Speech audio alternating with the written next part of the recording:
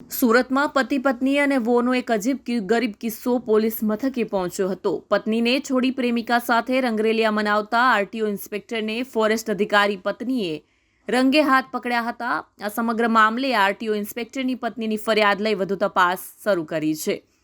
આ સાથે પત્નીએ પ્રેમિકાના ઘરમાંથી પતિને બહાર કાઢીને વિડીયો પણ બનાવ્યો હતો। આ વિડીયો વાયરલ પણ થયો। જે તે દિવસે આ મામલો પોલીસ મથકે પહોંચ્યો હતો, જો કે તે દિવસે ફરિયાદ નોંધાઈ ન હતી। આજે ફોરેસ્ટ અધિકારી પત્ની દ્વારા આરટીઓ ઇન્સ્પેક્ટર પતિ, તેની પ્રેમિકા અને સાસુ સસરા વિરુદ્ધ અત્યાચાર અને એટ્રોસિટીની ફરિયાદ નોંધવામાં આવી છે। અડાજણ પોલીસ દ્વારા ગુનો દાખલ કરી વધુ તપાસ હાથ ધરવામાં આવી છે।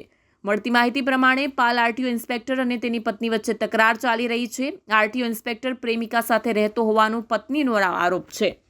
પતિ પાલ આરટીઓમાં ઇન્સ્પેક્ટર તરીકે ફરજ બજાવે છે, જ્યારે પત્ની સુરતમાં ફોરેસ્ટ અધિકારી તરીકે ફરજ બજાવે છે। બંનેના 5 વર્ષ પહેલા લગ્ન થયા હતા। આ લગ્નગાળામાં બંનેનો એક 4 વર્ષનો દીકરો પણ છે। આ દરમિયાન 9 જાન્યુઆરીના રોજ પત્ની ઉમરા પોલીસ સ્ટેશન વિસ્તારમાં આવેલા કેશવનગરના એક ઘરે પહોંચી ગઈ હતી। એ ઘરમાંથી પોતાના પતિને પ્રેમિકા સાથે રંગરેલિયા મનાવતો રંગે હાથે ઝડપી પાડ્યો હતો। પોલીસને સાથે લઈને જવા સાથે જ વિડીયો પણ પત્ની દ્વારા બનાવવામાં આવી રહ્યો હતો। પતિને ઘરમાંથી બહાર કાઢ્યા બાદ પત્ની વિડીયો બનાવતી હોવાની જાણ થતાં પતિએ મોબાઈલ ઝૂંટવી લેવાનો પણ પ્રયાસ કર્યો હતો। ત્યારબાદ એપ્રિલ 2024માં પતિ, સાસુ અને સસરાએ મને જાતિ વિષયક શબ્દો બોલી ઘરમાંથી કાઢી મૂકતા હું મારા દીકરા સાથે મારા પિયરમાં ચાલી ગઈ હતી। આ દરમિયાન 2 વાર હું મારા ઘરે પરત ગઈ હતી, ત્યારે પણ મને ધક્કા મારીને કાઢી મૂકવામાં આવી હતી।